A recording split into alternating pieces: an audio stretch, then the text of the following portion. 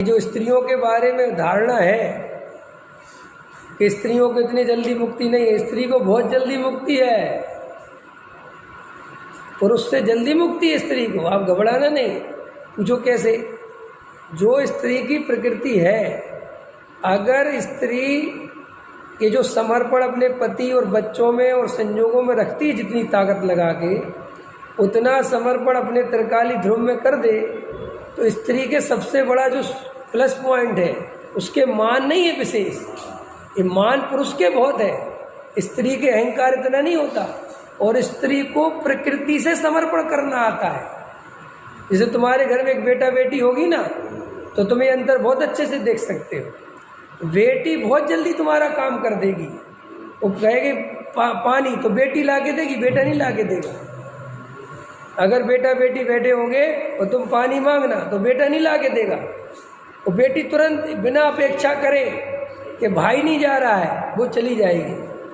और बेटा यही कहेगा, ये तो बेटी, इसको भेज दो ना। तो स्त्री में समर्पण का गुण ज़्यादा है, और उसको अहंकार नहीं है, मानादिक नहीं है, बस उसका समर्पण परद्रव्य में है। बस भाई ये गलती है।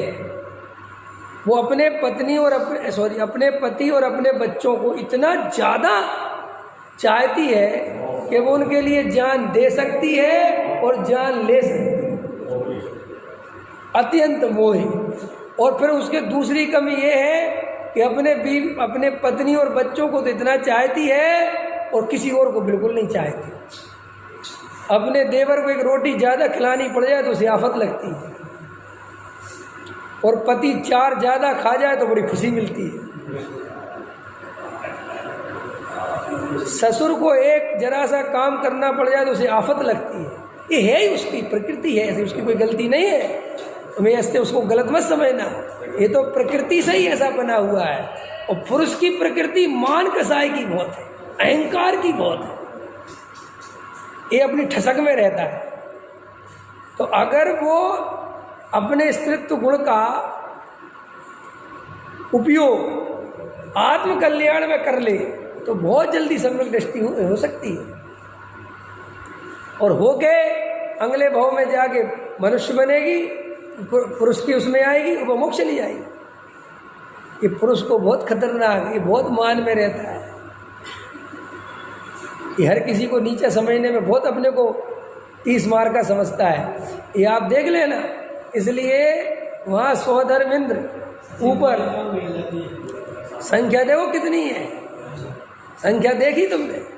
100 धर्मेंद्र अकेला और 40 नील सची इंद्राणी होती है, और सारी की सारी उसके देखते देखते मोक्ष ली जाती है। ये आज महिलाओं के लिए बोल दे रहा हूँ, तुम अपने को दीनहीन कभी नहीं समझना। ये तो पुरुषों ने तुम्हें जानबूझ के दीनहीन बता रखा है ताकि तुम इनकी गुलाम बनी रहो।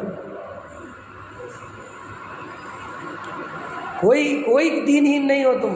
और जो स्त्री पर्याय, स्त्री कुछ नहीं होती, स्त्री पर्याय। ये तो हम कोई स्त्री नहीं हुए थे क्या? ये तो स्त्री के भाव, पुरुष के भाव नक्की है।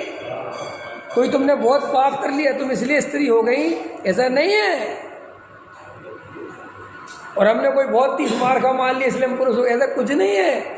असली पुण्य पाप तो सम्यक दर्शन है भाई। सम्यक दर्शन ले लिया तो त्रियंच होना भी सार्थक है, और सम्यक दर्शन नहीं लिया तो 9वें ग्रेविक के देव बनने में भी कोई भलाई नहीं है।